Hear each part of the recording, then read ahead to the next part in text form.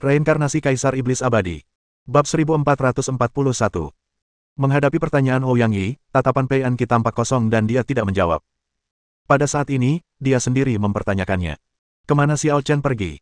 Kemana perginya setan suci? Kabut di sini telah menghilang, yang berarti iblis suci juga pasti telah menghilang.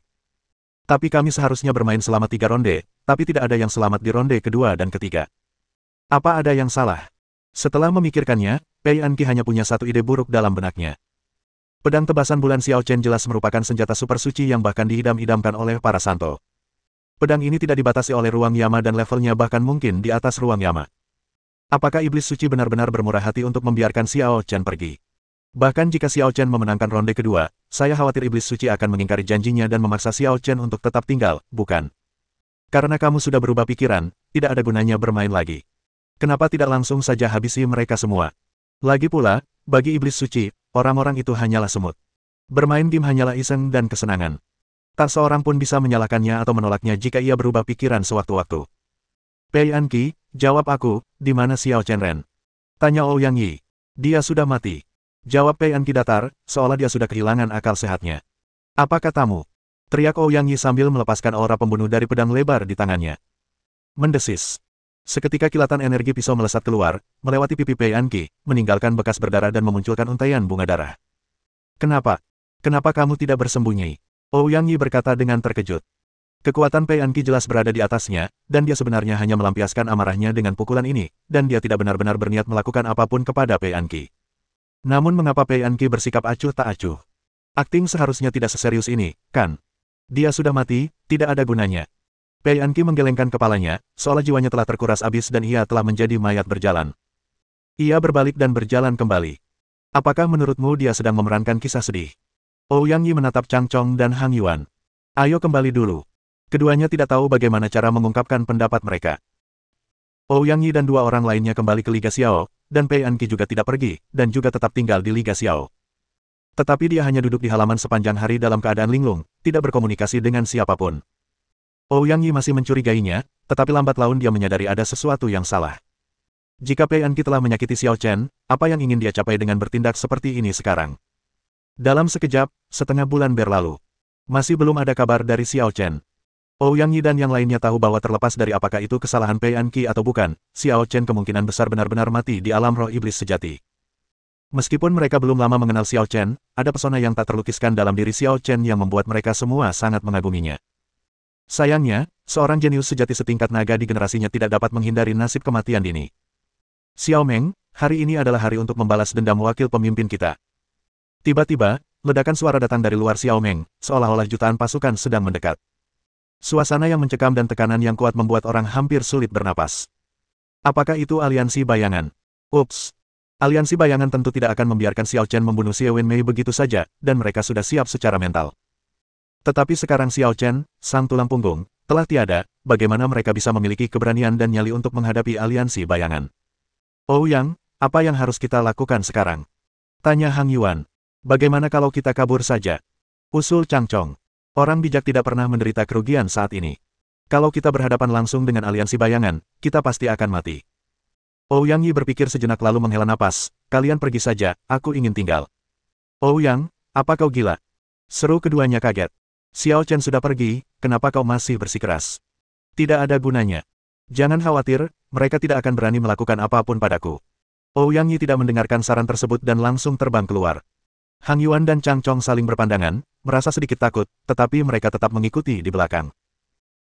Di luar aliansi Xiao, satu tim yang terdiri dari 100 orang berkumpul, dengan momentum yang sebanding dengan pasukan yang terdiri dari ribuan orang. Lagi pula, mereka yang dapat bergabung dengan aliansi bayangan semuanya adalah para jenius ulung. Aliansi bayangan akan berangkat hari ini, dan semua yang datang adalah para elit. Selain 3 pemimpin jenius tingkat naga sejati, ada juga banyak orang terpilih yang berperingkat tinggi di daftar orang suci cadangan. Selain aliansi bayangan, ada banyak orang dari pasukan lain yang menonton kesenangan itu dari pinggir lapangan, dengan sikap bersukacita dan menyambut berita itu. Bukankah Xiao Meng sangat arogan? Kenapa dia bertingkah seperti pengecut hari ini? Sudah lama sekali tidak ada yang keluar. Teriak seseorang dari aliansi bayangan. Siapa bajingan yang teriak-teriak itu? Berdiri untukku. Ouyang Yi bergegas keluar sambil mengumpat, tanpa rasa takut. Ouyang Yi, akhirnya kau mau keluar. Pemuda nakal yang berdiri di tengah tiga pemimpin aliansi bayangan melangkah maju dan berkata dengan dingin, "Di mana pemimpinmu, Xiao Chen?" "Siapa kamu?" tanya Ouyang Yi. Pemimpin aliansi bayangan, Geng Zan, berada di peringkat ke-16 dalam daftar cadangan orang suci. Kata pemuda yang nakal itu. Geng Zan. Ouyang Yi merasa serius mendengarnya, tetapi ia segera menyeringai dan berkata, "Dikabarkan bahwa Xiao Wenmei adalah simpananmu. Apakah kau akan membelanya hari ini?" Geng Zan mencibir mendengar ini, "Ouyang Yi, demi saudaramu Ouyang Wushuang, aku tidak akan membunuhmu. Tapi aku khawatir kedua temanmu tidak akan hidup sebaik itu." Ouyang Yi tertegun. Pada saat ini, Hang Yuan dan Chang Chong sudah bergegas keluar. "Cepat pergi!" teriak Ouyang Yi. "Bisakah kamu pergi?" Geng Zan bersikap menghina, sosoknya langsung melewati Ouyang Yi, dan dia mengangkat tangannya dan menyerang mereka berdua. 100.000 tinju naga. Penguburan surga dan kehancuran bumi. Hang Yuan dan Chang Chong menggunakan keterampilan terkuat mereka, meledakkan 100.000 bayangan naga dengan satu pukulan dan mengubur dunia dengan satu pedang. Sepele. Tetapi dia mendengar Geng Zan tertawa sinis, seolah-olah dia sangat menghina. Metode pertarungan yang tak tertandingi, Blue Dragon Break. Kekuatan ilahi menunjukkan taktik perang, dan kata besar, perang, muncul, langsung berubah menjadi momentum tak terbatas, seperti naga besar yang menggelengkan kepala dan ekornya, mengguncang langit dan bumi. Dalam menghadapi metode pertarungan ujian, bayangan tinju dan kekuatan pedang Hang Yuan dan Chang Chong jelas lebih lemah dan langsung ditekan lalu dihancurkan. Dah. Hang Yuan dan Chang Chong tidak sebanding dengan kekuatan teknik bertarung itu, mereka menyemburkan darah dan terpental mundur, lalu menabrak pintu Xiao Meng. Dua pecundang yang baru saja memasuki alam ke-6 Dao besar, berani memamerkan keahlian mereka di hadapanku. Geng Zan mencibir. Hang Yuan dan Chang Chong terluka parah dan benar-benar terkejut. Meski mereka tahu mereka bukan tandingan Geng Zan, mereka tidak menyangka selisihnya akan begitu besar. Geng Zan sebenarnya juga berada di alam ke-6 Dao besar, tetapi ia mungkin telah berada di alam ini selama ratusan atau bahkan ribuan tahun. Ia memiliki lebih dari 70 jejak Dao besar, dan pemahamannya tentang Dao besar jauh melampaui Hang Yuan dan Chang Chong. Mati. Tiba-tiba, Ouyang Yi mengayunkan pisaunya dari belakang, mencoba menyerang Geng Zan. Namun, Geng Zan jelas sudah menduga hal ini. Ia dengan mudah menghindari cahaya pedang dan meraih pergelangan tangan Ouyang Yi dengan satu tangan untuk membatasi gerakannya. "Ouyang Yi, kalau aku berikan pada mereka berdua, aku juga bisa memberikannya padamu. Kau juga sia-sia." Setelah menertawakannya sekeras-kerasnya, Geng Zan menamparkan dada Ouyang Yi dan membuatnya terpental. Bab 1442. Sungguh menyedihkan. Tentu saja. Bagaimana mungkin ada hal baik yang terjadi jika kita menyinggung aliansi bayangan? Kenapa pelakunya, Xiao Chen, tidak keluar? Bukankah dia yang membunuh Xie Wenmei? Geng Zan dengan mudah mengalahkan Ouyang Yi, Hang Yuan, dan Chang Chong, dan terus mempermalukan mereka. Aliansi bayangan bersorak, sementara para penonton berdiskusi. Konon, Xiao Chen meninggal di alam roh sejati. Aliansi Xiao kini hanya tinggal namanya saja. Apa? Benarkah ini? Kapan kejadiannya? Rasanya sudah lebih dari setengah bulan berlalu. Bagaimana mungkin kebetulan seperti itu terjadi? Menurutku, Xiao Chen takut menghadapi aliansi bayangan secara langsung, jadi dia berpura-pura mati untuk melarikan diri. Yah, itu memang mungkin. Kalau aku tahu ini akan terjadi, kenapa aku harus membunuh Xie Wenmei? Sekarang dia membuat saudara-saudaranya menderita, dan dia sendiri tidak tahu harus bersembunyi di mana seperti pengecut. Kebanyakan orang mengira Xiao Chen pasti tidak mati, tetapi bersembunyi karena takut akan balas dendam dari aliansi bayangan. Hal ini tentu saja membuat mereka mencibir dan merasa jijik. Diam semuanya. Pada saat ini, seorang pria keluar dari aliansi Xiao dan berteriak dengan marah, mengejutkan semua orang yang hadir dan menyebabkan keheningan sejenak di tempat kejadian. Apakah itu putri malaikat? Bisik seseorang. Apa yang akan dia lakukan, membela Xiao Meng? Dia awalnya anggota aliansi Xiao, kan? Jangan main-main. Apa kau tidak tahu siapa dia? Bagaimana mungkin dia mau bergabung dengan aliansi Xiao? Meskipun bukan gayanya, sungguh menarik bahwa dia berdiri sekarang. Mari kita tunggu dan lihat apa yang terjadi. Anqi, kamu akhirnya keluar. Geng Zan tersenyum ketika melihat Pei Anqi. Geng Zan, apa yang ingin kau lakukan? Pei Anqi menatapnya dengan dingin, seolah menahan emosinya. Sudah jelas. Geng Zan mengangkat bahu. Kita tidak bisa membiarkan kematian Wen Mei begitu saja. Bagaimana jika aku bilang aku ingin melindungi Xiao Meng?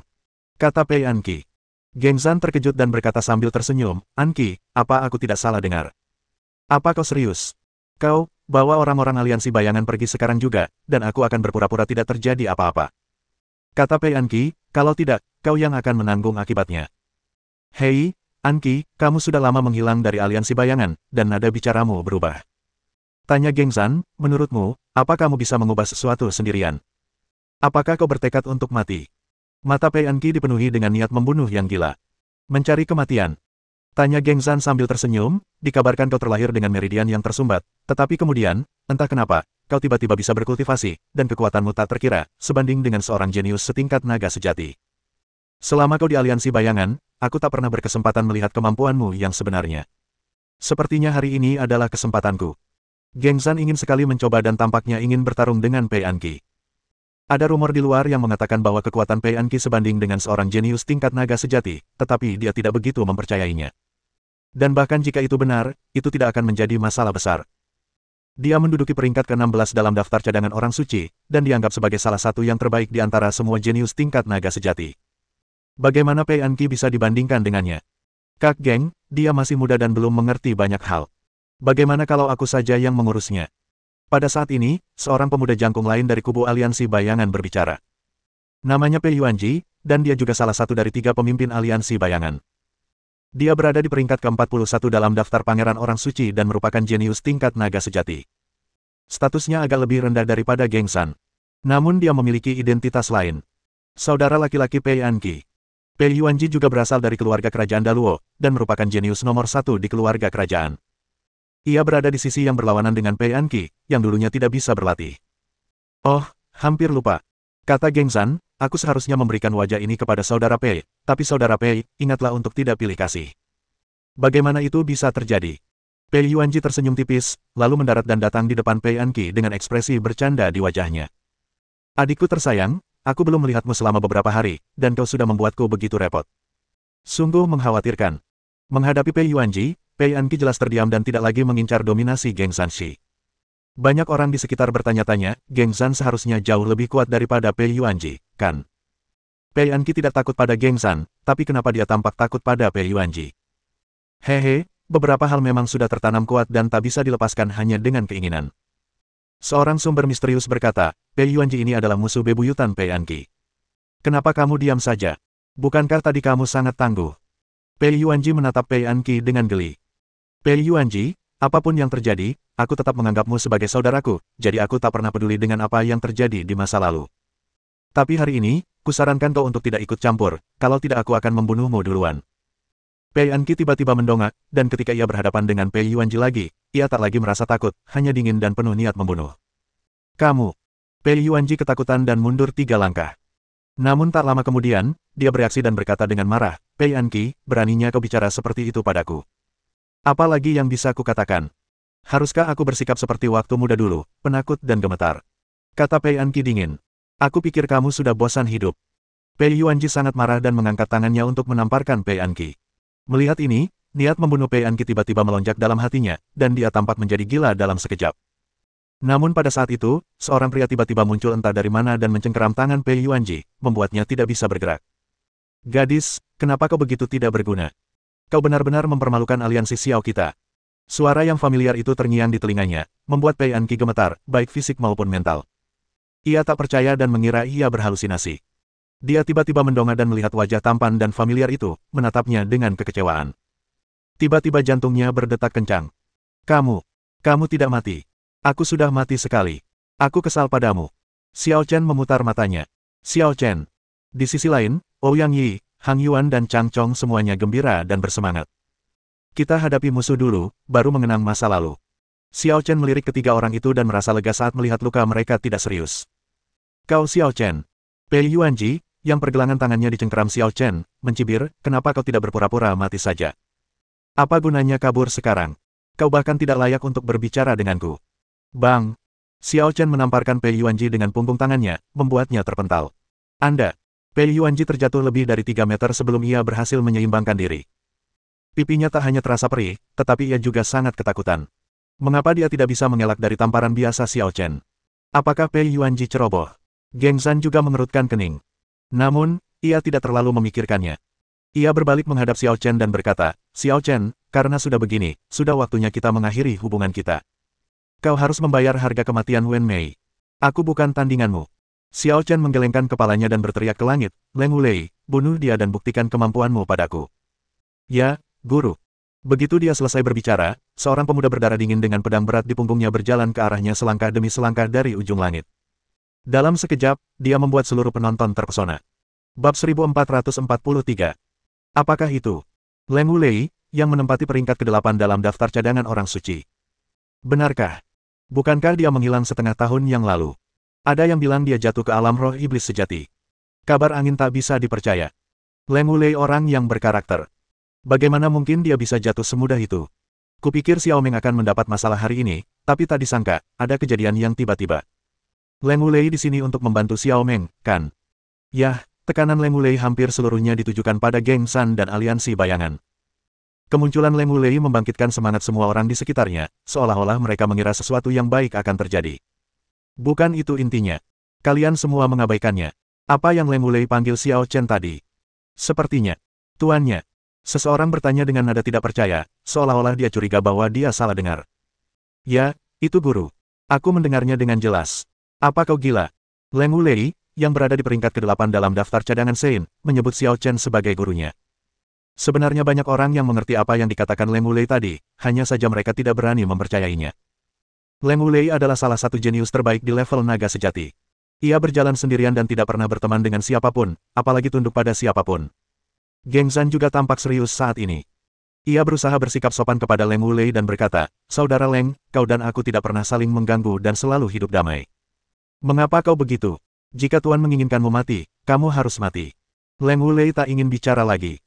Ia menghunus pedang berat dari punggungnya dan mengayunkannya dengan santai, menggulung ribuan sinar pedang dan membunuh Geng San. Ekspresi Geng San tiba-tiba berubah, dan dia mundur berulang kali untuk menghindari serangan itu. Leng Wulei tidak selevel dengan Ouyang Yi. Dia beberapa tingkat lebih tinggi darinya di peringkat Sein Reserve.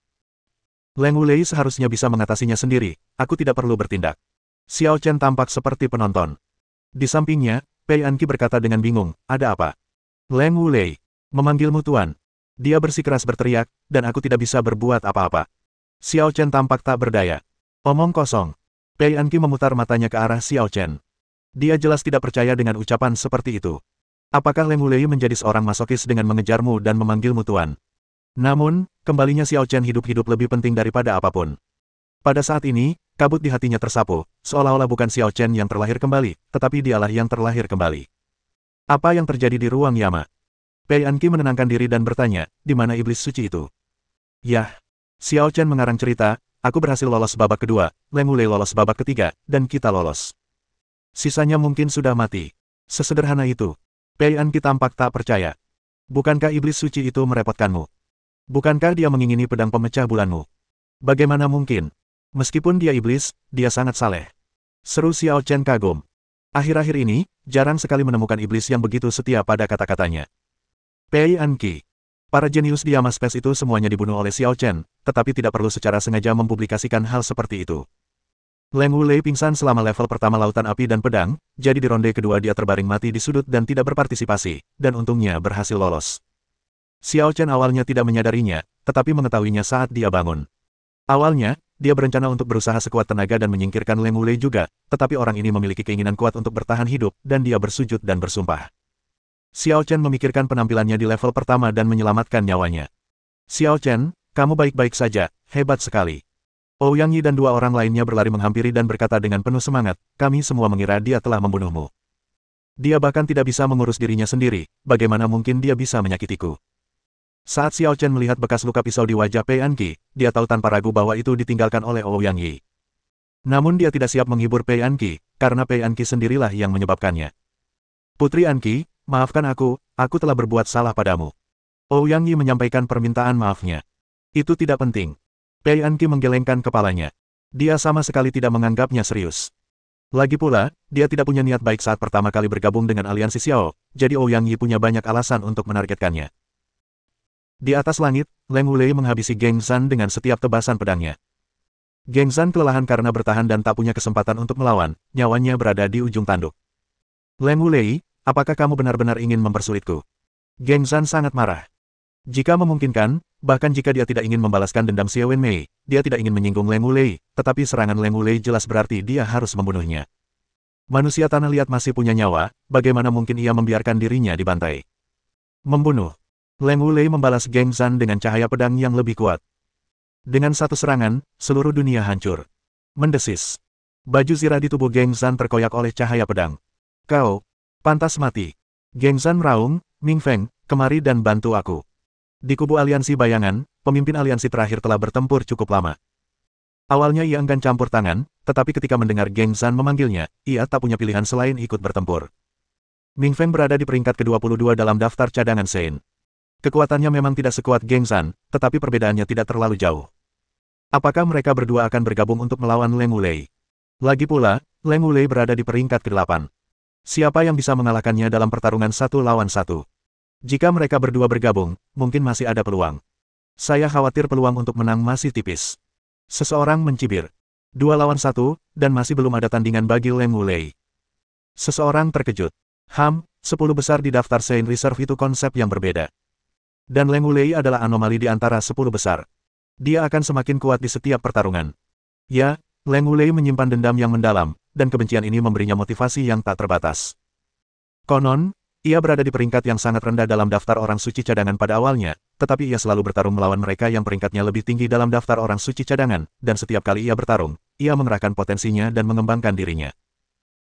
Ming Feng bergabung dalam pertempuran dan bekerja sama dengan Geng Zhan untuk menghadapi Leng Wulei, sedikit membalikkan keadaan. Taktik pertempuran yang tak tertandingi. Geng Zhan menemukan celah, dan formasi misterius itu muncul kembali. Kata, perang, yang besar melonjak di antara langit dan bumi, menyublimkan seluruh kekuatan Geng Zhan, seolah-olah ia dirasuki oleh binatang buas purba.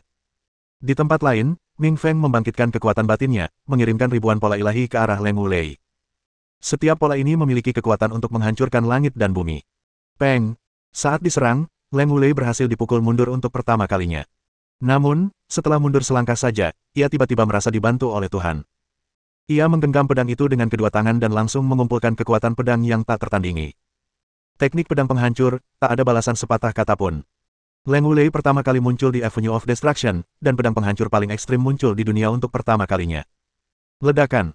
Dengan satu tebasan pedang, dunia terguncang dan langit dan bumi mengalami perubahan drastis.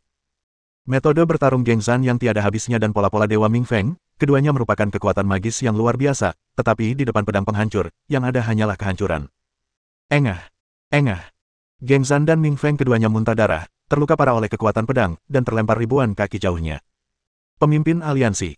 Semua orang di aliansi bayangan terkejut dan ratusan orang dilanda kekacauan. Kedua pemimpin yang tak terkalahkan dalam pikiran mereka bersatu dan akhirnya ditebas oleh satu pedang. Adegan ini sungguh sensasional. Bab 1444. Jalan kehancuran. Ketika Xiao Chen melihat pisau yang digunakan oleh Leng Wulei, dia juga tampak berpikir. Orang ini sangat kuat. Ouyang Yi dan dua orang lainnya lebih terkejut. Seberapa kuat Geng Zhan? Dia telah mengalahkan mereka bertiga dengan mudah sebelumnya, sehingga mereka tidak punya kekuatan untuk melawan. Tapi sekarang, Geng Zhan dan Ming Feng bergabung, tetapi masih terluka parah oleh pedang Leng Wulei. Kesenjangan di antara keduanya tidak terbayangkan. Kau seharusnya bisa mengalahkan Geng Zhan, kenapa kau menahan diri? Xiao Chen tiba-tiba menatap Ouyang Yi dan berkata. Kata-kata ini mengejutkan Pei Anqi, Chang Chong dan Hang Yuan. Bisakah Ouyang Yi mengalahkan Geng Zhan? Apakah kamu bercanda? Jangan menyangkalnya. Aku melihatnya dengan jelas ketika kau menerobos puncak Wuya. Bagaimana kau menghancurkan bintang di tingkat ke-18? Tanya Xiao Chen. Ouyang Yi tahu dia tidak bisa menyembunyikannya, jadi dia berkata dengan canggung, itu kartu trufku. Aku siap menghadapi Ouyang Wushuang. Aku tidak akan menggunakannya sembarangan. Tentu saja, kalau kau tidak muncul tadi, aku pasti sudah menggunakannya. Ouyang, apa kau punya kartu truf? Hang Yuan dan Chang Chong tampak terkejut. Bisakah kartu itu mengalahkan Geng Zhan? Berurusan dengannya mudah saja, tapi tidak pantas membiarkan terlalu banyak orang tahu tentang hal itu, agar tidak menjadi sasaran. Itu tidak akan efektif jika digunakan lagi di masa mendatang. Kata Ouyang Yi. Apa itu? Keluarkan dan biarkan kami melihatnya. Hang Yuan dan Chang Chong sudah tidak sabar untuk mengeluarkannya. Bagaimana caranya? Tanya Ouyang Yi. Kita harus merahasiakannya agar bisa digunakan di saat genting nanti. Setelah mendengar apa yang dikatakannya, mereka berdua tidak memaksanya. Pada saat ini, Xiao Chen berteriak, Leng Wulei, Geng Zhan harus mati. Siapapun yang menghalangi jalanku akan kubunuh. Ya. Leng Wulei menanggapi dengan sungguh-sungguh dan menyerbu ke arah Geng Zhan yang terluka parah sambil membawa pisau. Lindungi pemimpin. Hampir 100 orang dari aliansi bayangan datang dengan kekuatan besar, mencoba menghentikan Leng Wulei. Siapapun yang menghalangi jalanku akan mati. Leng Wulei mengayunkan pedangnya, cahaya pedang mengubur jalan, dan dia membunuh dewa manapun yang ditemuinya. Engah! Engah! Engah! Dalam sekejap, keenam jenius itu tercekik oleh cahaya pedang dan meledak menjadi kabut berdarah.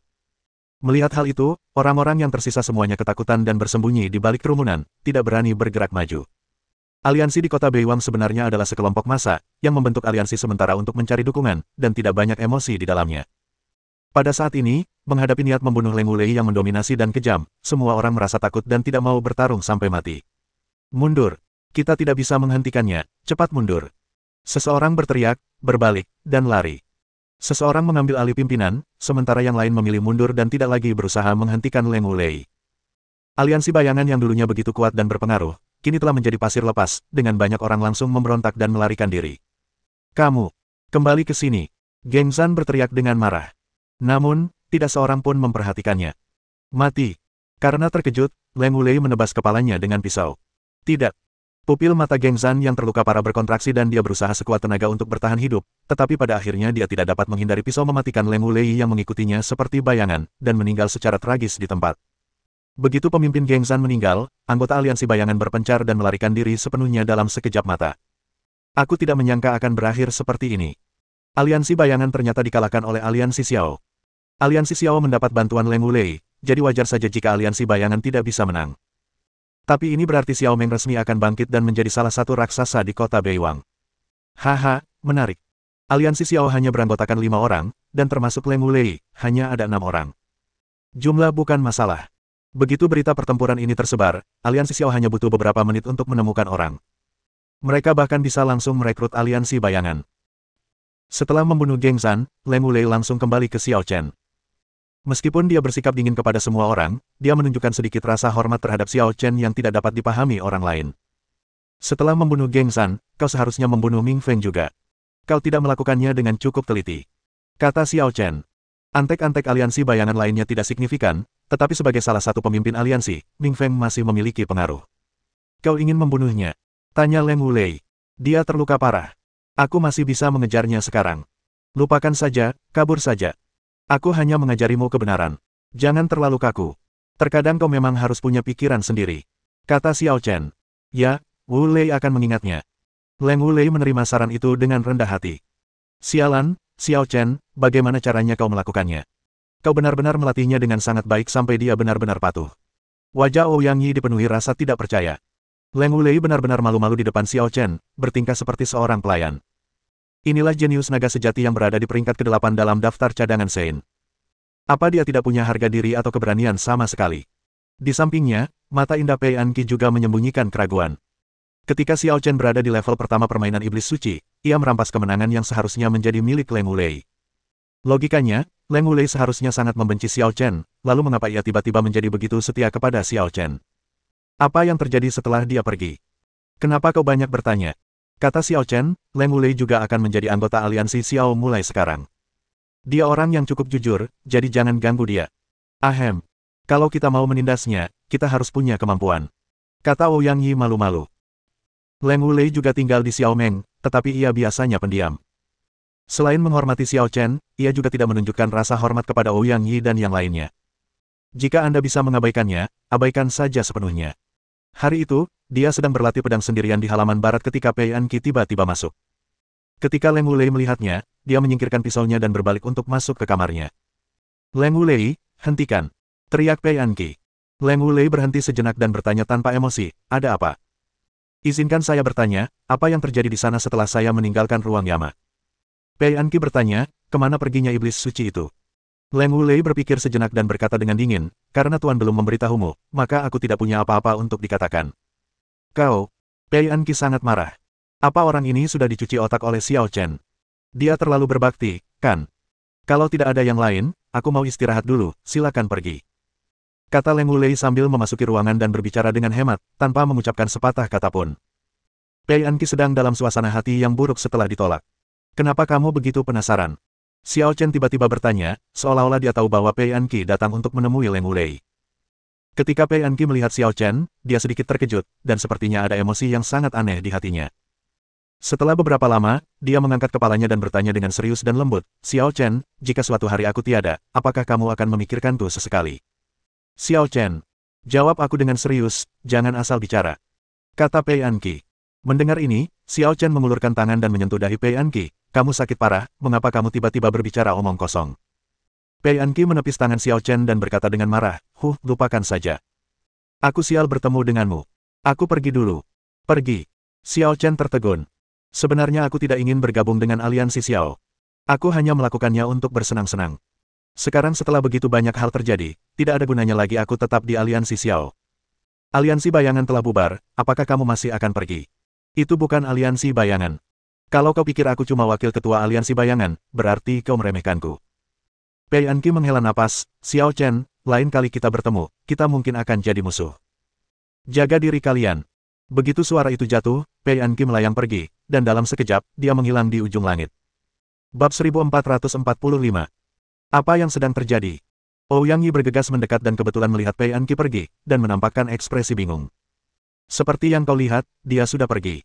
Xiao Chen mengangkat bahu. Pergi. Ouyang Yi sempat tak mengerti dan bertanya, apa kau berselisih dengannya? Apa gunanya bertengkar? Apa kau benar-benar berpikir dia akan bergantung pada kita? Xiao Chen menggelengkan kepalanya. Dia hanya main-main. Kurasa tidak. Hatinya mungkin tidak bersama Xiao Meng, tapi pasti bersamamu. Kata Ouyang Yi, kau tidak tahu, dia seperti kehilangan jiwanya selama setengah bulan kau pergi. Aku menyelamatkan nyawanya, dan dia pikir aku sudah mati. Wajar kalau dia sedih, tapi itu tidak berarti apa-apa. Kata Xiao Chen, bagaimana menurutmu kalau kukatakan kekuatan sejatinya jauh lebih unggul daripada Leng Wulei? Apa? Ouyang Yi terkejut. Jauh di atas Leng Wulei. Pei Anqi tidak pernah masuk dalam daftar santo cadangan, dan ia jarang menunjukkan kekuatannya di depan umum. Ia telah diuji di panggung Nirvana dan memiliki 42 jejak jalan, yang dianggap sebagai standar seorang jenius tingkat naga sejati. Oleh karena itu, semua orang berspekulasi bahwa kekuatannya sebanding dengan Xiao Wenmei, atau bahkan lebih kuat dari Xiao Wenmei, antara tingkat naga sejati dan tingkat naga semu sejati. Selain itu, dia cukup misterius, jadi tidak dapat diterima jika dia dapat dibandingkan dengan jenius tingkat naga sejati pada umumnya. Namun Leng Wulei menduduki peringkat ke-8 dalam daftar orang suci cadangan, dan dia adalah monster yang mengalahkan dua jenius naga sejati, Geng San dan Ming Feng, dengan satu serangan pedang. Apakah kekuatan Pei Anqi lebih unggul darinya? Jauh lebih dari itu. Xiao Chen, apa kau bercanda? Ouyang Yi menunjukkan ketidakpercayaannya. Kalau kau bilang dia jauh lebih unggul daripada Leng Wulei, berarti dia setidaknya masuk 3 besar dalam daftar Saint Reserve. Daftar cadangan orang suci tidak mewakili apapun. Tanya Xiao Chen dengan tenang, mungkin, selama perjuangan untuk mendapatkan kesucian, orang-orang yang benar-benar berkuasa bukanlah mereka yang ada di daftar cadangan orang suci. Ouyang Yi mendengar ini dan berpikir serius, maksudmu, Pei Anqi ingin menghancurkan aliansi bayangan tanpa usaha apapun. Lalu mengapa dia masih bersedia menjadi wakil ketua aliansi bayangan? Bergabung dengan aliansi bayangan sama saja dengan bergabung dengan aliansi Xiao kita. Pasti ada organisasi yang lebih besar dan lebih misterius di baliknya. Kata Xiao Chen, ini mungkin terkait dengan kemampuannya yang tiba-tiba untuk berkultivasi meskipun meridiannya tersumbat sejak lahir.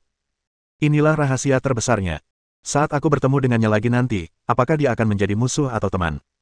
Ouyang Yi merasa sedikit tidak nyaman. Hati wanita memang sulit ditebak.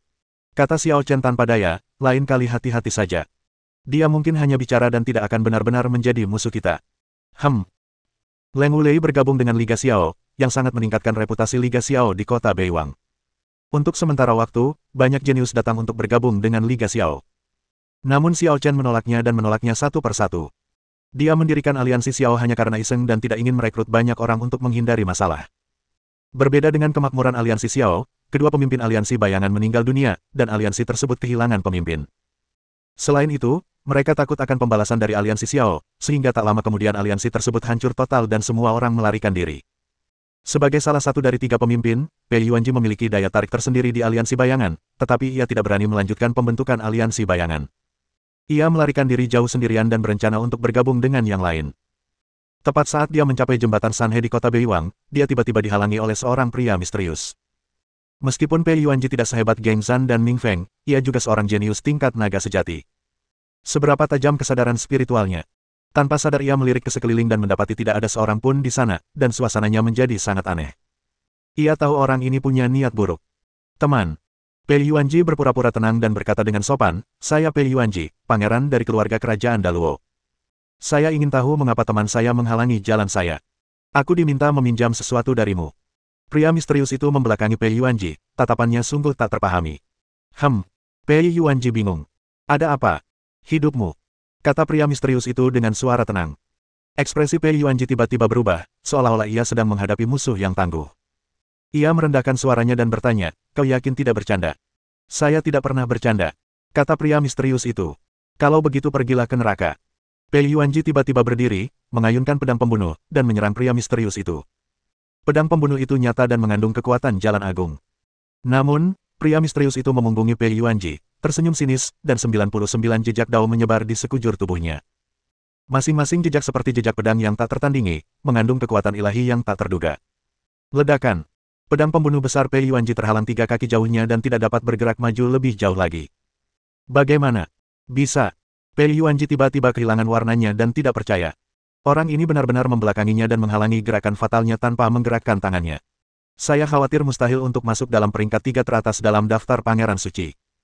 Lagi pula, ini adalah jejak dao besar. Bukankah dikabarkan bahwa orang yang menduduki peringkat pertama dalam daftar cadangan orang suci memiliki 97 tanda dao? Siapa orang ini? Pei Yuanji, kamu benar-benar jahat. Sambil melontarkan kata-kata ejekan, lelaki misterius itu akhirnya berbalik dan menghadap Pei Yuanji. Ini adalah seorang pemuda yang tidak terlalu tua, paling tidak ia tidak tampak lebih tua dari Pei Yuanji, tetapi pembawaannya luar biasa, seakan-akan ia adalah seorang pria yang lebih unggul dari orang lain, berdiri di puncak jalan, cukup untuk meremehkan para jenius dari segala usia. Pei Yuanji ragu-ragu sejenak, lalu berkata dengan gugup, "Tuan, Anda dan saya adalah orang asing, dan saya rasa kita tidak memiliki kebencian yang mendalam. Mengapa kita harus mempertaruhkan nyawa kita? Jika saya telah menyinggung Anda, saya, Pei, ingin meminta maaf kepada Anda." Meskipun Pei Yuanji tidak mengenal 3 orang jenius teratas dalam daftar Pangeran Orang Suci, dia pernah mendengar tentang mereka dan melihat mereka dari jauh, jadi dia dapat mengenali mereka. Pemuda misterius ini sangat asing dan saya sama sekali tidak punya kesan tentangnya. Dia jelas bukan salah satu dari 3 teratas dalam daftar Pangeran Orang Suci. Namun tak dapat dipungkiri bahwa kekuatan pemuda misterius itu tidak kalah dengan ketiga orang teratas, bahkan kemungkinan besar lebih kuat dari yang pertama. Menghadapi orang seperti itu, Pei Yuanji merasa tidak ingin menyinggung perasaannya, juga tidak berani menyinggung perasaannya. Sebenarnya tidak ada dendam antara kau dan aku. Percuma kau minta maaf padaku, kata pemuda misterius itu. Sudah kubilang, aku membela orang lain. Siapa? Pei Yuanji terkejut. Sayangnya, seseorang benar-benar tidak memiliki kesadaran diri sama sekali. Tiba-tiba terdengar desahan ringan, menyebabkan Pei Yuanji gemetar seluruh tubuhnya. Suara ini mustahil. Pei Yuanji tiba-tiba berbalik dan melihat seorang gadis berpakaian ungu berdiri dengan tenang di jembatan batu. Rambut hitamnya bagaikan air terjun, anggun dan elegan, dengan sikap yang menawan. Pei Anqi. Pei Yuanji bertanya dengan heran, mengapa kamu ada di sini? Aku di sini untuk membunuhmu, kata Pei Anqi dengan nada kesal. Denganmu? Pei Yuanji tertawa marah. Kekuatan adik Anqi tidak jauh lebih lemah dariku. Pei Yuanji, siapa yang kau pandang rendah? Tanya pemuda misterius itu dengan ringan. Adik perempuan. Pupil mata Pei Yuanji membesar. Apa kau akan membelanya? Tentu saja, kalau bukan karena suster junior, aku bahkan tidak akan repot-repot melihat sampah sepertimu. Pemuda misterius itu mencibir, kekuatan suster junior lebih dari cukup untuk membunuhmu. Tapi hal semacam ini lebih cocok untuk pria. Hehe, kakak senior masih baik padaku. Pei Anqi tersenyum manis. Bab 1446. Tentu saja, kau, adikku, harus mencintaiku. Di dunia ini, hanya kakakku dan guru yang tulus padamu. Kau tak perlu peduli dengan yang lain. Pemuda misterius itu menatap Pei Anqi dengan penuh kasih sayang. Kemudian, dia menatap Pei Yuanji dengan penuh kebencian dan berkata dengan dingin, seharusnya aku sudah membunuhmu sejak lama, tetapi suster junior Anqi baik hati dan berkata dia tidak ingin berlarut-larut dalam masa lalu, jadi dia membiarkanmu pergi kali ini. Sayang sekali kau tidak tahu cara bertobat. Kau? Siapa kau? Tanya Pei Yuanji. Namamu tidak ada dalam daftar penerus tahta. Kenapa kau begitu berkuasa? Daftar kandidat untuk kesucian. Pemuda misterius itu mencibir mendengarnya. Daftar itu hanya cara untuk membingungkan orang. Para jenius yang benar-benar memenuhi syarat untuk bersaing memperebutkan kesucian seringkali tetap tersembunyi, merahasiakan nama asli mereka, dan bersembunyi dalam bayang-bayang, menunggu kesempatan mereka untuk muncul. Maksudmu, menjadi nomor 1 dalam daftar putra mahkota bukanlah hal yang istimewa. Pei Yuanji terkejut dan merasa itu mengejutkan. Sebagai orang paling berbakat di keluarga kerajaan Daluo, dia selalu menganggap daftar putra mahkota lebih penting dari apapun, dan telah bekerja keras untuk mendapatkan peringkat yang lebih tinggi. Tetapi sekarang pemuda misterius itu mengatakan kepadanya bahwa daftar itu tidak ada gunanya dan para jenius sejati tidak mau repot-repot masuk dalam daftar tersebut. Orang nomor 1 itu memang punya beberapa kemampuan, tapi dia jelas bukan yang terkuat. Kata pemuda misterius itu. Ini. Pei Yuanji menyadari ada yang tidak beres dan menoleh ke Pei Anqi memohon ampun, kakak yang baik, tolong lepaskan aku kali ini. Aku tahu aku salah. Aku berjanji akan menaatimu mulai sekarang dan mendukungmu untuk menjadi Ratu Daluo. Aduh, saudaraku, aku sudah cukup lama menoleransimu. Kali ini, aku benar-benar tidak bisa membiarkanmu pergi lagi. Pergilah dengan tenang. Pei Anqi mendesah. Ekspresi Pei Yuanji berubah dingin saat mendengar ini, dan dia tiba-tiba melompat, mencoba melarikan diri melalui udara. Masih ingin kabur. Pemuda misterius itu mencibir dan hendak menyerang. Namun, tepat pada saat ini, sebuah tangan raksasa terulur dari langit dan langsung menghantam Pei Yuanji hingga berubah menjadi kabut darah. Pei Yuanji bahkan tak sempat berteriak. Kekuatan ini. Tuan. Ekspresi pemuda misterius dan Pei Anki sedikit berubah, dan mereka langsung membungkuk ke langit. Guru, mengapa Anda ada di sini? Wow. Cahaya ilahi turun dari langit dan berubah menjadi seorang wanita yang tampak seperti biarawati Tao di depan kedua pria itu. Kau sudah membuang-buang waktu mengurusi Pei Yuanji. Kau jadi semakin gegabah. Tegur biarawati Tao itu. Kau seharusnya tahu betapa pentingnya waktu di saat kritis ini. Tuan, Anda terlalu cemas. Kami tidak punya banyak hal untuk dilakukan saat ini. Kata pemuda misterius itu dengan nada tidak setuju, perubahan nasib tidak akan terjadi dalam waktu dekat, dan kami sudah melakukan semua persiapan yang diperlukan. Tidak, pentagram itu sudah merasakan sesuatu. Perubahan takdir akan muncul lebih awal, mungkin dalam waktu dekat, atau bahkan besok. Kata biarawati Tao itu. Apa? Pemuda misterius itu dan Pei Anki sama-sama terkejut, begitu tiba-tiba. Baiklah, pendeteksian pentagram itu tidak akan salah, dan pentagram terakhir akan muncul ketika takdir berubah. Kekuatan bintang berujung 6 yang saling tumpang tindih akan memungkinkanmu, Yi Yu, untuk dengan mudah melintasi alam suci, dan itu akan menjadi alam suci terkuat. Nada dan ekspresi biarawati Tao itu mengungkapkan kerinduan yang tak terhingga. Setelah menunggu selama puluhan juta tahun, heksagram akhirnya akan bersatu kembali, dan rencana kebangkitannya akhirnya dapat dimulai. Heksagram. Pemuda misterius Bai Yu juga menunjukkan ekspresi antusias. Pikiran Pei Anki berkecamuk, lalu tiba-tiba ia tersenyum dan berkata, "Selamat, kakak senior. Begitu kau memasuki alam suci, kau akan langsung menjadi pemimpin alam dewa. Di era ini, semua orang harus menghormatimu, kakak senior. Jika hari itu benar-benar tiba, aku akan pergi ke keluarga kerajaan Daluo dan meminta Kaisar Daluo untuk menyerahkan tahta kepadamu, adik perempuanku. Pei Yuanji tidak layak menduduki tahta itu, hanya engkau, adik perempuanku, yang layak." Janji Bai Yu. Baiklah, aku percaya padamu, saudaraku. Kata Pei Anki sambil tersenyum. Angel, kudengar akhir-akhir ini kau gelisah dan membuat banyak keributan. Tanya biarawati Tao itu tiba-tiba. Tidak. Pei Anki membantah. Apakah kamu masih mencoba menipu guru? Tanya biarawati Tao itu dengan wajah tegas, ada apa dengan Xiao Meng itu? Pei Anki mendengar ini dan berpikir sejenak sebelum berkata, Tuan, anggota aliansi Xiao lainnya tidak istimewa, tapi Xiao Chen bukan orang biasa. Dia mungkin akan menjadi saingan berat bagi kakak senior. Ekspresi Bai Yu langsung berubah tidak senang saat mendengar ini, adik perempuan, bukankah kau terlalu melebih-lebihkannya? Aku hanya bilang kita harus mengawasinya. Kalau kita benar-benar membandingkan mereka, kakak seniorku jelas lebih kuat. Kata Pei Anki. Begitulah adanya. Kata Bai Yu sambil tersenyum, aku sudah cukup banyak mendengar tentang Xiao Chen, dan ada dua hal yang membuatku khawatir. Pertama, bagaimana dia menaklukkan Leng Wulei. Pada titik ini, Bai Yu menatap Pei Anki dan berkata, adik junior, sepertinya aku mendengar bahwa kau dan Xiao Chen memasuki alam iblis roh sejati bersama-sama, dan banyak hal terjadi di sana. Ketika kau keluar, kau mengaku telah bertemu iblis suci di sana, dan meminta 7 tetua suci aliansi Dao Surgawi untuk menyelidikinya. Tapi Xiao Chen tidak muncul, dan semua orang di aliansi Xiao mengira kau telah membunuh Xiao Chen. Pei Anki mendengar ini dan berkata, saudaraku, orang lain mungkin tidak mengerti aku, tetapi kamu juga tidak mengerti aku. Iblis suci itu pasti buatanku. Aku hanya menggoda mereka. Siapa sangka tidak ada yang percaya padaku. Itu benar-benar membuatku marah. Itu benar-benar gayamu. Bai Yu tertawa. Kau memang suka membuat kekacauan di dunia. Kau tidak berubah setelah bertahun-tahun. Tapi tetua suci Liga Tiandao itu bukan orang bodoh. Bagaimana mungkin dia bisa dengan mudah dibodohi olehmu? Aduh, ketujuh orang tua itu benar-benar keras kepala. Mereka tidak percaya apapun yang kukatakan. Pei Anki tak berdaya. Saat itu, aku dan Xiao Chen terjebak di alam iblis roh sejati dan terpisah. Aku tidak tahu apa yang terjadi padanya setelah itu atau bagaimana dia bisa menaklukkan Leng Wulei.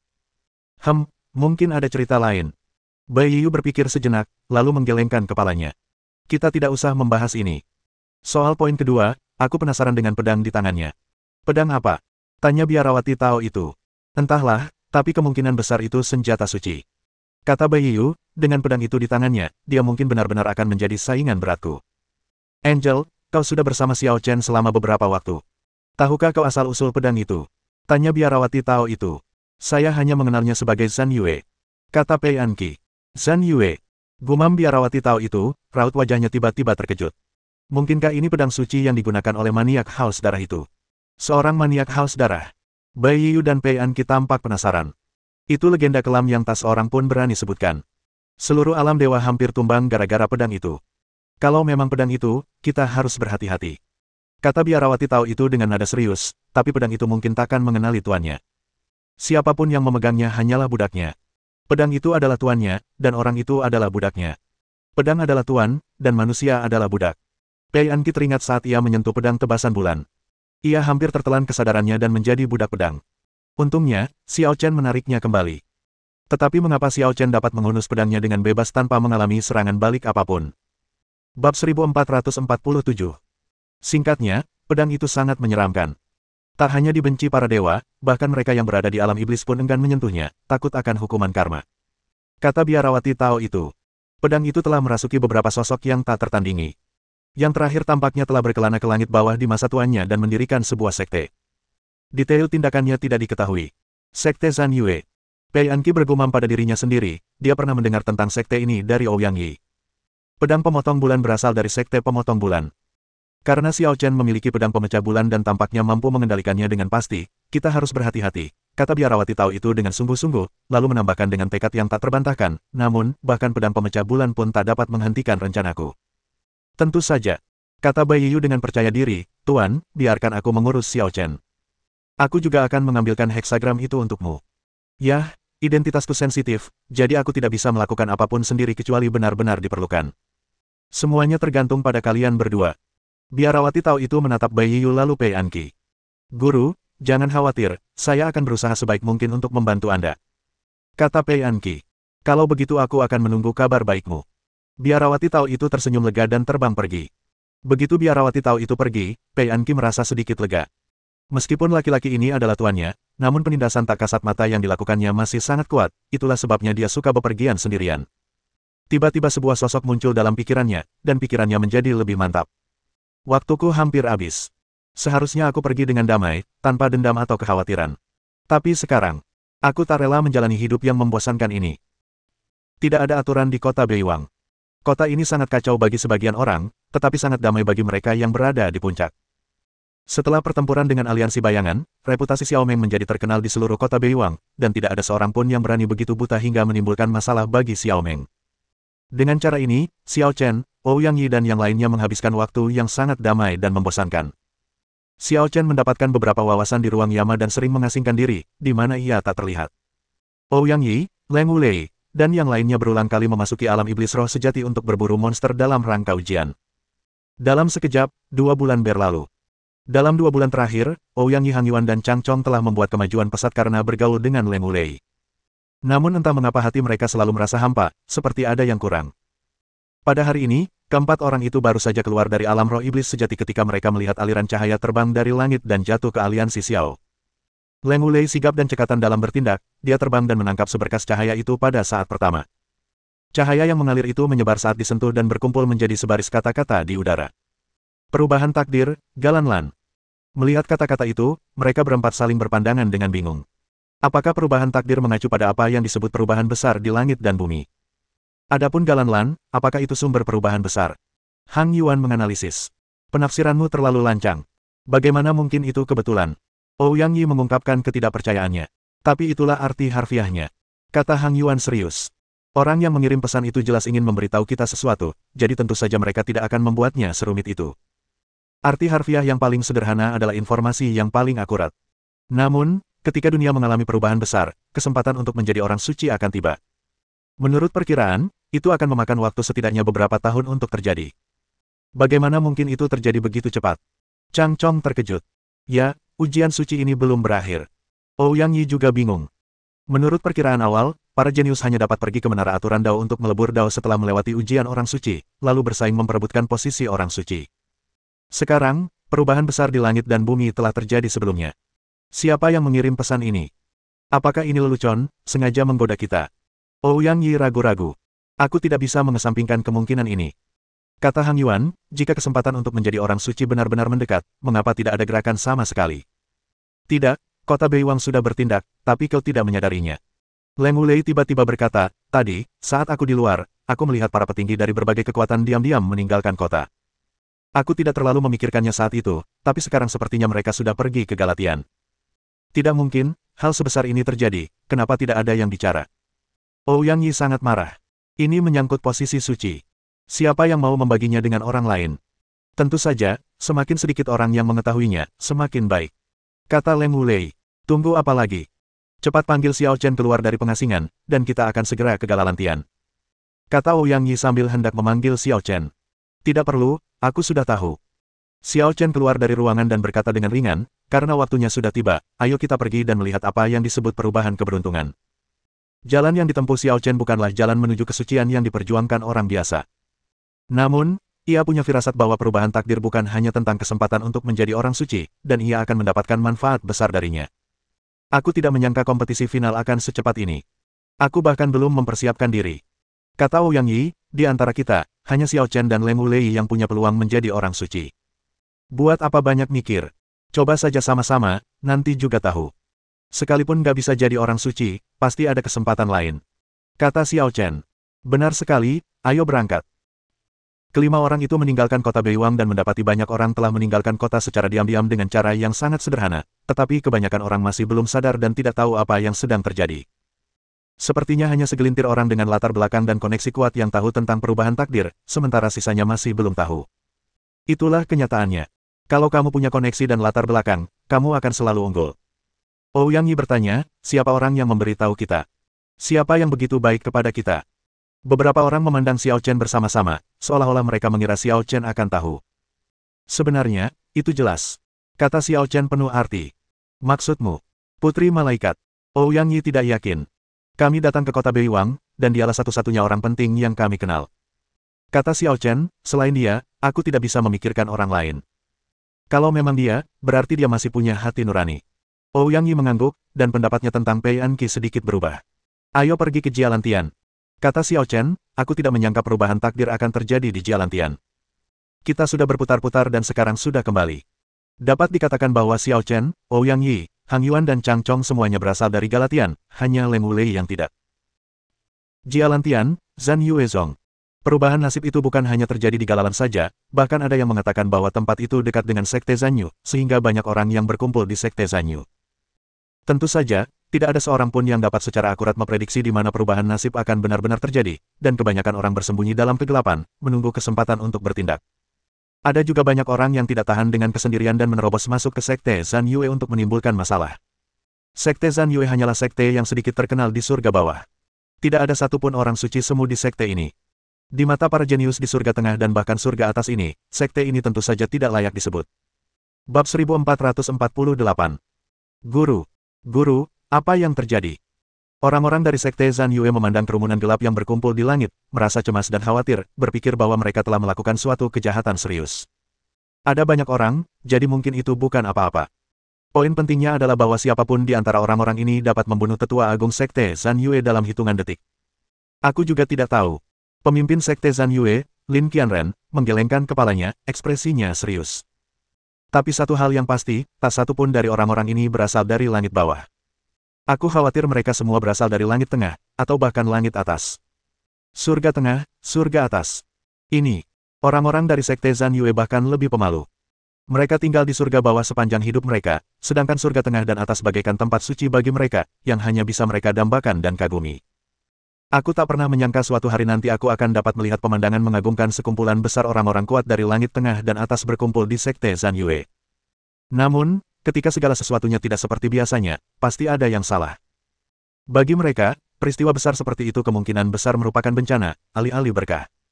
Semuanya, aku Lin Qianren, pemimpin Sekte Zanyu. Lin Qianren tampak gugup, tetapi ia melangkah maju dan bertanya, mengapa kalian datang ke Sekte Zanyuku? Sekte Zanyu. Seorang pemuda berwajah bulat, memancarkan aura bangsawan, mencibir. Aku memberimu nasihat, bubarkan sekte itu segera. Bubar. Ekspresi Lin Qianren berubah ketika mendengar ini, dan dia bertanya dengan kaget, bagaimana ini bisa terjadi.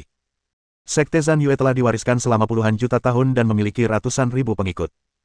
Meskipun ketenarannya tidak sebanding dengan sekte-sekte dewa kerajaan di surga tengah, sekte ini tetaplah sekte yang besar dan kuat dengan akar yang dalam.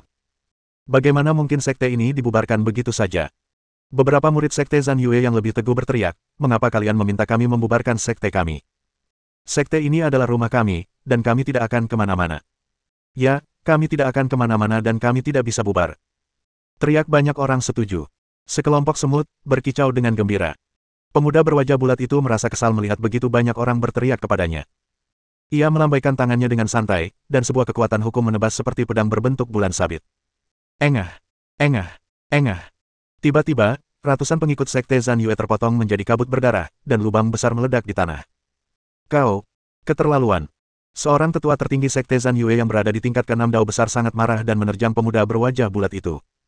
Kau sombong sekali. Pemuda berwajah bulat itu penuh dengan penghinaan. Ia meninju udara dengan kekuatan yang begitu dahsyat hingga menembus langit. Peng! Tetua sekte Zhan Yue tidak mampu menahan pukulan itu dan terjatuh. Tetua Agung. Semua orang di sekte Zhan Yue ketakutan. Dia adalah sesepuh teratas dari alam ke-6 Dao besar, tetapi dia tidak dapat menangkis pukulan pihak lain dan terlempar sebelum dia bisa mendekatinya. Kakek, sebenarnya, aku juga berada di tingkat ke-6 Dao Agung, dan kita berada di tingkat yang sama. Tapi potensimu telah terkuras, dan fondasimu lemah. Di mataku, kau seperti semut, mengerti? Pemuda berwajah bulat itu mencibir. Ratusan murid tewas, sang tetua terluka parah, dan harus menanggung ejekan tanpa henti. Semua orang di sekte Zhan Yue geram, tetapi pada akhirnya mereka tidak berani bersuara. Tuan muda, Anda keterlaluan. Lin Ya, yang mengenakan gaun panjang, tak kuasa menahan diri untuk berdiri dan menatap pemuda berwajah bulat itu. Tak dapat disangkal bahwa Anda kuat, tetapi bahkan yang lemah pun berhak untuk bertahan hidup. Kami di sekte Zhan Yue bangga akan ketaatan hukum dan menghindari masalah. Anda membunuh orang tanpa penjelasan apapun lalu meminta kami untuk bubar. Apa Anda tidak takut akan konsekuensinya? Oh, aku tak pernah menyangka wanita secantik itu bisa lahir di tanah tandus ini. Ekspresi pemuda berwajah bulat itu tampak geli saat melihat Lin Ya. Ia bertanya sambil tersenyum, Nona cantik, aku tidak peduli dengan karma atau semacamnya. Jika kau bersedia mengikutiku di masa depan, aku akan melindungi sekte Zhan Yue-mu. Bagaimana? Terima kasih atas kebaikan Anda, Tuan, tapi saya tidak cukup beruntung untuk menikmatinya. Lin Yaqing menolak dengan dingin.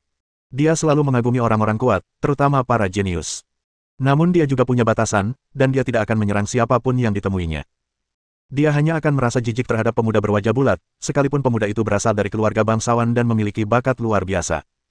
Sudahkah kau pertimbangkan konsekuensi penolakanmu padaku? Pemuda berwajah bulat itu tersenyum, tetapi bagaimanapun kau melihatnya, ia punya niat buruk dan melontarkan ancaman terang-terangan. Ketika Lin Ya mendengar ini, wajahnya menjadi sedikit pucat dan dia merasakan firasat buruk dalam hatinya. Bikuan, sudah cukup, kan? Kita di sini banyak banget, apa kita cuma mau lihat kamu ganggu perempuan di sini? Seorang pemuda anggun berbaju ungu tak tahan dan memarahinya dengan dingin. Mendengar ini, pemuda berwajah bulat Bikuan mencibir, Yuze, apa? Apa kau juga tertarik pada wanita ini? Yuze mencibir, aku tidak tahu malu sepertimu. Haha, aku baru saja membunuh seseorang, tapi kau tidak berani mengkritikku. Sekarang aku baru saja menggoda wanita ini beberapa kali, dan kau merasa tertekan. Kau bahkan bilang kau menyukainya. Bikuan mencibir. Apa yang kau bicarakan? Aku tidak semembosankan dirimu. Yuze terlalu malas untuk memperhatikannya dan menoleh ke Lin Ya, aku beri kau waktu setengah jam untuk segera membubarkan sekte Zhan Yue. Kalau tidak, kita harus membersihkan tempat ini sendiri. Bersihkan area. Wajah Lin Ya menjadi semakin pucat saat mendengar ini. Membersihkan area itu berarti membunuh semua orang dari sekte Zhan Yue. Barusan dia mengira Yuze akan menyelamatkannya, tapi dia tidak menyangka kalau Yuze ternyata lebih kejam dari Bikuan. Sekte Zhan Yue memiliki ratusan ribu anggota. Apa yang mereka pikirkan di mata mereka? Nona cantik, apa kau mengerti sekarang? Sebagai perbandingan, aku sudah cukup penyanyang. Setidaknya aku masih punya kelemahan terhadap wanita. Kata Bikuan sambil tersenyum, mereka semua pembunuh kejam, dan mereka bahkan mungkin membunuhmu. Tapi jika kau tetap bersamaku, aku pasti akan melindungimu. Lin Ya menggigit bibirnya dan berkata, semuanya, mohon berbelas kasih. Sekte Zhan Yue kami juga telah melahirkan seorang jenius tak tertandingi yang pergi ke kota Beiwang untuk berpartisipasi dalam ujian orang suci. Oh, seseorang dari sekte Zhan Yue pergi ke kota Beiwang. Suara tak percaya terdengar dari kerumunan. Bukankah semua orang di kota Beiwang adalah jenius dari surga tengah dan atas? Bisakah jenius dari surga bawah juga masuk? Oh, jenius macam apa yang bisa dihasilkan sekte Zhan Yue? Kurasa dia cuma sampah. Bikuan memandang Lin Ya dengan jijik dan berkata, siapa nama orang itu? Kenapa kau tidak memberitahu kami dan melihat apakah ada di antara kita yang pernah mendengar tentangnya? Namanya Xiao Chen. Nada bicara Lin Ya tidak terlalu kuat. Meskipun Xiao Chen pergi ke kota Beiwang, ada banyak guru di kota Beiwang, dan tidak diketahui bagaimana keadaan Xiao Chen dan yang lainnya. Jika hanya tingkat bawah saja, mungkin tidak banyak orang yang mengetahuinya. Xiao Chen. Siapa dia? Aku belum pernah dengar namanya. Dia benar-benar bukan siapa-siapa. Bikuan memang belum pernah mendengar nama ini, dan raut wajahnya yang menghina semakin kuat. Ekspresi Lin Ya menjadi gelap saat mendengar ini. Benar saja, Xiao Chen belum mendapatkan ketenaran apapun, jadi agak tidak realistis untuk berpikir menggunakan namanya untuk menakut-nakuti orang-orang ini. Kuan. Tuan Muda Kuan, Xiao Chen adalah pemimpin aliansi Xiao. Seorang pemuda tampak teringat sesuatu, wajahnya gemetar ketakutan, dan ia segera mengatakan sesuatu di telinga Bi Kuan. Pemimpin aliansi Xiao, Xiao Chen. Banyak orang berseru kaget. Pertempuran dengan aliansi bayangan menyebabkan perpecahannya. Aliansi Xiao menjadi perbincangan hangat di kota Beiwang, dan tak seorang pun asing dengan mereka. Namun, dalam pertempuran itu, Xiao Chen tidak mengambil tindakan, hanya Leng Wulei yang mengambil tindakan, jadi Xiao Meng lebih terkenal daripada Xiao Chen. Ketika Xiao Meng disebutkan, semua orang mengenalinya, tetapi ketika Xiao Chen disebutkan, orang-orang bereaksi sedikit lebih lambat.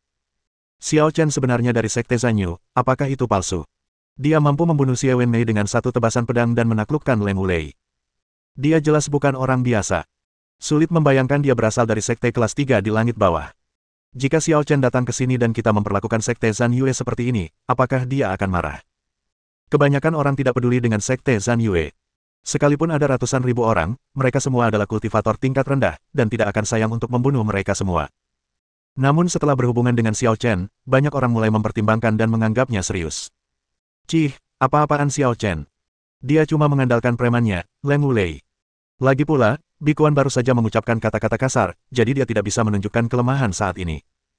Dia terus meremehkan, sejujurnya, Leng Wulei hanya peringkat ke-8 dalam daftar orang suci cadangan, bukan nomor 1 di dunia. Dengan begitu banyak dari kita, apa perlu takut padanya? Guru Kuan benar. Jika kau takut pada Xiao Chen dan Leng Wulei, maka tak perlu berjuang demi kesucian. Pulang saja dan bertani. Banyak orang menyatakan dukungannya terhadap Bi Kuan, atau mungkin memiliki motif tersembunyi dan ingin memanfaatkan kecenderungan umum untuk mengalahkan Xiao Meng.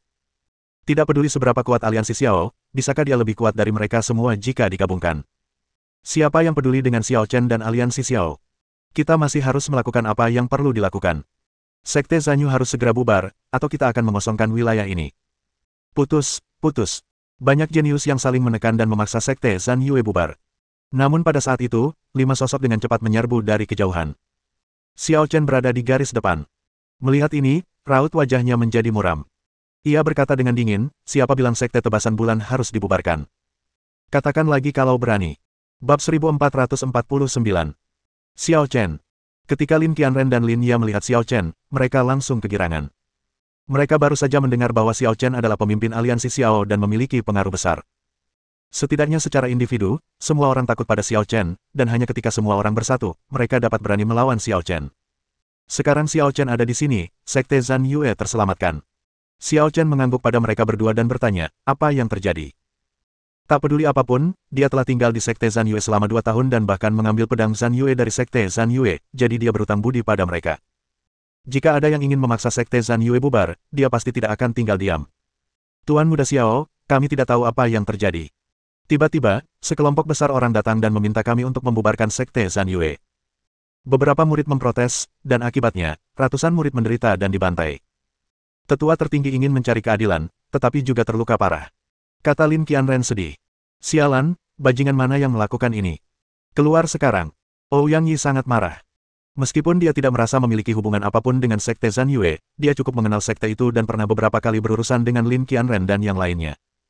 Yang lebih penting, Xiao Chen memiliki hubungan dekat dengan Sekte Zan Yue, jadi bagaimana mungkin dia membiarkan orang lain menindas Sekte Zan Yue? Ouyang Yi, jaga mulutmu. Kata Bi Kuan dengan marah. Kamu begitu bersemangat, apakah kamu mengakuinya sendiri? Kata Ouyang Yi. Bi Kuan menatap Leng Wulei dengan ketakutan, lalu berpura-pura tenang dan berkata, memangnya kenapa kalau aku yang melakukannya? Aku Bi Kuan dari Sekte Xingxiu Tianxuan Lingshen, peringkat ke-11 dalam daftar orang suci cadangan. Bagaimana mungkin aku tidak membunuh beberapa semut? Semut. Xiao Chen melangkah maju dan menatap Bi Kuan. Bagaimana kau mendefinisikan kata semut? Siapapun yang bisa kutekan dengan satu tangan adalah semut. Kata Bi Kuan yakin. Kelemahan adalah dosa asal. Mereka tidak punya keahlian, tapi mereka suka berteriak. Aku kesal melihat mereka. Kenapa tidak kubunuh saja mereka? Bi Kuan tidak takut pada Xiao Chen, satu-satunya orang yang diwaspadainya adalah Leng Wulei. Namun, Leng Wulei paling-paling hanya sedikit lebih kuat darinya, dan dia pasti tidak akan berdaya untuk melawan. Dia memiliki banyak sekutu di pihaknya, dan jika mereka bergabung, berurusan dengan Leng Wulei tidak akan menjadi masalah. Karena itu, dia tidak perlu takut pada apapun. Retorika yang terdengar muluk-muluk. Kata Xiao Chen dingin, kalau begitu, aku pun merasa kesal melihat semut biasa sepertimu. Apa membunuhmu dibenarkan? Haha, asal kamu punya kemampuan. Bikuan awalnya ingin mengatakan bahwa selama Xiao Chen memiliki kemampuan, dia bisa melakukannya. Tentu saja ini ironis. Apakah Xiao Chen masih ingin menekannya dengan satu tangan? Bukan berarti dia meremehkan Xiao Chen. Sekalipun dia nomor satu di daftar cadangan Sein, dia tidak bisa menekannya sendirian. Namun, saat dia baru setengah jalan menyampaikan kata-katanya, dia mendapat firasat buruk dan wajahnya langsung berubah. Di sisi berlawanan, Xiao Chen tiba-tiba mengangkat tangannya dan menamparkan udara. Tanpa kasat mata, kekuatan mengerikan dan dahsyat yang selama ini hanya dirasakan oleh leluhur Sekte Xuanling Divine langsung menyelimutinya, membuatnya benar-benar putus asa. Kamu adalah seorang santo. Kalimat terakhir tidak diucapkan. Ledakan. Pohon palem raksasa itu tumbang dan Bikuan pun babak belur hingga berlumuran darah di tempat. Ketika Bikuan meninggal, puluhan orang yang berdiri di sekitarnya menderita. Mereka terhempas oleh gelombang udara yang mengerikan dan semuanya muntah darah. Bagaimana ini mungkin? Ini. Kecuali Leng Wulei, semua orang yang hadir merasa ngeri ketika melihat pemandangan ini, dan gelombang besar melonjak di hati mereka. Bikuan, yang menduduki peringkat ke-11 dalam daftar orang suci mahkota, benar-benar ditampar sampai mati oleh Xiao Chen. Tidak, aku pasti bermimpi. Teriak seseorang dengan kulit kepala yang kesemutan. Xiao Chen baru menunjukkan kekuatannya sekali, ketika ia membunuh Xie Wenmei. Meskipun penampilannya luar biasa, Xie Wenmei hanya berada di level naga sejati. Selain itu, Xiao Chen memegang pedang suci yang diduga sebagai senjata suci, yang mengejutkan Xie Wenmei dan memungkinkannya untuk langsung membunuhnya. Namun kali ini, ia tidak menggunakan pedang pemutus bulan, dan orang yang ia bunuh adalah Bikuan, yang berada di peringkat ke-11 dalam daftar orang suci cadangan. Efek kejutannya jauh lebih kuat daripada sebelumnya. Sial, Xiao Chen, kau monster, kan? Ouyang Yi begitu ketakutan hingga rambutnya berdiri. Dia tahu bahwa kekuatan Xiao Chen pasti tak terduga, mungkin jauh lebih kuat dari Leng Wulei. Tetapi membunuh Bikuan dengan satu tamparan saja masih terlalu kejam dan sepenuhnya di luar dugaannya. Apakah aku ingin bersaing dengan orang ini untuk mendapatkan pedang penebas bulan? Ouyang Yi berkeringat dingin. Xiao Chen bisa membunuh Bikuan dalam hitungan detik, jadi apakah lebih sulit membunuhnya? Mungkin karena Xiao Chen sedang dalam suasana hati yang baik saat itu, kalau tidak, dia pasti sudah menjadi abu sejak lama. Namun, sekarang setelah dia akrab dengan Xiao Chen, dia tidak takut lagi pada Xiao Chen, karena dia tahu Xiao Chen tidak akan berlaku kejam pada bangsanya sendiri. Tanah suci. Tidak semua orang begitu bingung hingga kehilangan ketenangan. Ada seorang jenius tersembunyi di antara kerumunan yang diam-diam mengerutkan kening, merasa berat di hatinya. Cara Xiao Chen membunuh Bikuan sangat mirip dengan cara seorang ahli alam suci sejati. Tidak, dia belum menembus alam Sein. Tapi dia jelas telah memadatkan jalannya sendiri hingga ekstrim. Kekuatannya seharusnya di atas alam Sein semu, tapi di bawah alam Sein. Aku tak pernah menyangka selain saudara-saudara yang mengendalikan waktu dan ruang, akan ada seseorang selevel ini. Mengubah takdir memang tak semudah itu. Tapi aku tidak akan kalah dari mereka. Aku pasti akan mendapat tempat dalam pertempuran untuk kesucian. Beberapa orang jenius yang terpendam mempunyai pemikiran mereka sendiri. Bahkan setelah melihat metode Xiao Chen yang kuat, dia tetap percaya diri. Kau benar-benar membunuh Tuan Muda Kuan. Sekte Xuanling Divine tidak akan membiarkanmu pergi. Seorang pemuda yang terhempas oleh gelombang udara berteriak ngeri. Dia adalah pengikut Bikuan dan juga anggota Xuanling Divine Sect. Faktanya, seorang jenius dengan status setinggi Bikuan tidak akan berpartisipasi dalam ujian sendirian.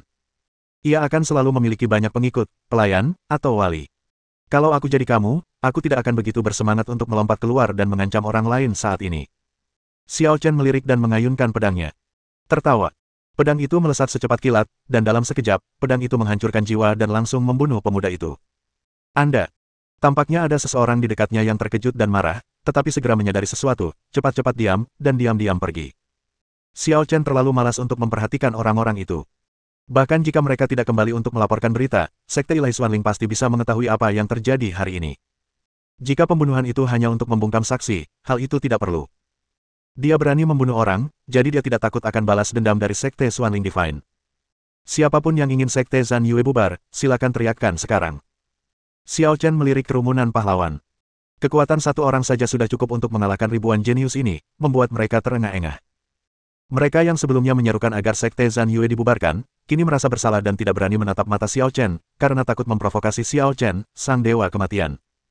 Yu Ze jelas merasa malu dan gugup saat itu. Ia berpura-pura bersikap manis dan berkata, pemimpin aliansi Xiao, kami sebenarnya mencoba membujuk Sekte Zhan Yue untuk bubar dengan niat baik. Konon, perubahan keberuntungan sedang terjadi di dekat Sekte Zhan Yue. Ketika itu terjadi, banyak sekali orang kuat akan berbondong-bondong ke sana. Siapa yang peduli dengan kami, yang lemah? Mereka memang terlalu lemah. Tinggal di sini hanya akan membawa kerugian dan tidak ada manfaatnya. Siapa bilang itu berbahaya tapi tidak bermanfaat? Kau bisa berjuang demi keberuntungan, tapi mereka tidak bisa. Tanya Xiao Chen. Bab 1450. Mereka. Yu Ze menggelengkan kepalanya. Pemimpin aliansi Xiao, di antara murid-murid Sekte Zhan Yue, bahkan tidak ada satu orang pun yang berada di alam Dao besar kelima. Hanya ada beberapa yang berada di alam Dao besar keempat, dan sisanya bahkan lebih rendah kultivasinya. Apa mereka yakin tidak akan mati karena bersaing memperebutkan keberuntungan? Mereka bisa menentukan hidup dan mati mereka sendiri, kau tak perlu merasa kasihan pada mereka. Kata Xiao Chen enteng. Baiklah, kalau begitu aku tidak akan bicara apa-apa. Yu Ze tidak mampu menyinggung Xiao Chen, jadi dia hanya bisa mengaku kalah dan mundur ke belakang. Xiao Chen berkata kepada anggota Sekte Zhan Yue, jika perubahan keberuntungan benar-benar terjadi di dekat Sekte Zhan Yue, maka Sekte Zhan Yue memang akan berada dalam bahaya besar. Jika kalian tidak ingin mengambil risiko, maka meninggalkan Sekte Zhan Yue untuk sementara adalah pilihan terbaik. Jika kalian memilih untuk tetap tinggal dan berjuang demi keberuntungan, maka kalian harus siap untuk binasa kapan saja. Keputusan ada di tangan kalian. Begitu Xiao Chen mengatakan ini, semua orang di Sekte Zhan Yue mulai berpikir serius. Beberapa orang sangat berhati-hati, berpikir bahwa tingkat kultivasi mereka terlalu rendah untuk mencapai apapun, dan mereka ingin mundur sementara. Meskipun Xiao Chen kuat dan ingin melindungi Sekte Zhan Yue, bagaimana dia bisa mengatur begitu banyak orang? Lagi pula, saat itu, Xiao Chen juga akan berjuang demi keberuntungan, dan kemungkinan besar tidak akan punya waktu untuk mengurus mereka. Hidup dan mati mereka akan diserahkan pada takdir, dan tidak ada gunanya mengambil risiko. Namun, ada pula orang yang terlihat fanatik, seolah tak sabar mengambil risiko, dan bersedia melakukannya meski harus mempertaruhkan nyawa. Peluang selalu berdampingan dengan bahaya. Mereka telah mempraktikkan Taoisme sepanjang hidup mereka, rindu untuk melihat sekilas makna sejati Tao. Kini mereka memiliki kesempatan yang langka dalam puluhan juta tahun. Jika mereka melewatkannya, bukankah mereka akan menyesalinya seumur hidup? Lin Qianren, kau adalah pemimpin sekte, kau yang mengurusnya. Kata Xiao Chen kepada Lin Qianren. Ya, saya mengerti. Lin Qianren bahkan lebih hormat pada Xiao Chen, tetapi dia merasakan penyesalan yang tak terhingga di hatinya. Awalnya, dia hampir ingin mengusir Xiao Chen dari Sekte Zhan Yue dan mencegah putrinya bergaul dengan Xiao Chen. Dia benar-benar buta. Murid-murid Sekte Zhan Yue, dengarkan. Kalian yang tidak ingin tinggal di sini dapat pergi sendiri setelah mendaftar dan mencari tempat tinggal. Ingat, Sekte Zhan Yue tidak bubar, hanya terpisah sementara. Setelah situasi stabil, kalian dapat kembali. Lin Qianren memperlihatkan aura seorang pemimpin sekte dan menyampaikan pesan, sambil memerintahkan orang-orang untuk menangani prosedur terkait dengan tertib. Carilah tempat untuk beristirahat sendiri.